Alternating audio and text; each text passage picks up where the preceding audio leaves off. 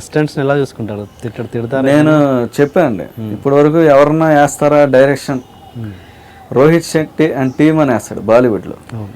నేను ఎవరన్నా వేస్తారా అని, అమ్మాయ ఎవరు వేయలేదురా, ఇప్పుడు నువ్వు ఇమీడియట్గా డైరెక్టర్ అయిపోయి direction diamond Ratnababu and my team అనేసి వాళ్ళందరినీ స్టేజ్ మీద పిలిచి, వీళ్ళందరూ నాకంటే బాగా రాసేవాళ్ళు, వాళ్ళ టైం బాగోక నేను డైమండ్ రత్నబాబు అయిపోయాను, వాళ్ళ నా అసిస్టెంట్స్ అయ్యారు, రియల్లీ టాలెంటెడ్ అని వాళ్ళందరూ ఫోన్ నెంబర్లు నా సినిమా ఆడియో ఫంక్షన్లో అనౌన్స్ చేద్దామని నేను ఫీల్ అవుతున్నాను.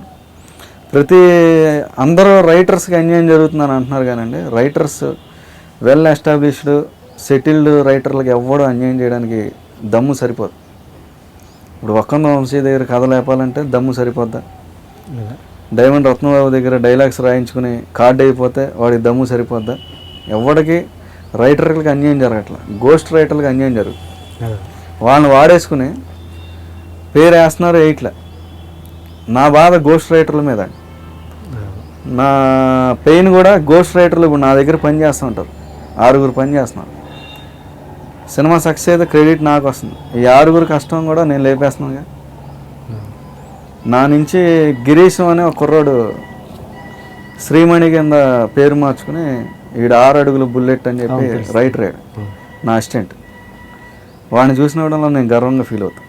నా దగ్గర పనిచేసిన ప్రసాద్ అనేవాడు భవానీ ప్రసాద్ అని పేరు మార్చుకుని జక్కన్న చుట్టాల అబ్బాయి రాసినాడు, ఇంకా ఈజ్ ఎ వెరీ టాలెంటెడ్ అని.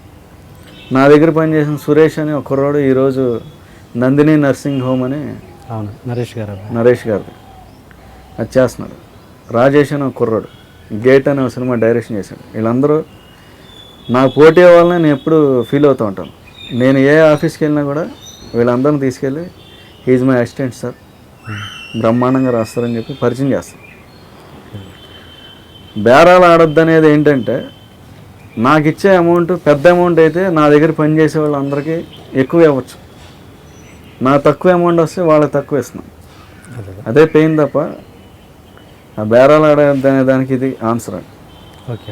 నాకు ఏ కథ ఐడియా వచ్చినా ఫస్ట్ బన్నీ గారికి చెప్పేస్తాను. బన్నీ బీభత్సంగా నవ్వితే అది విషయం అన్నట్టు, లైట్గా నవ్వితే సగం విషయం అన్నట్టు.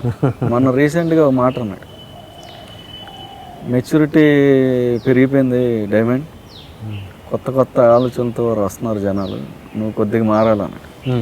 ఆ రోజు నైట్ నేను ఆలోచించాను, ఎస్ మా బన్నీ చెప్పింది కరెక్టే.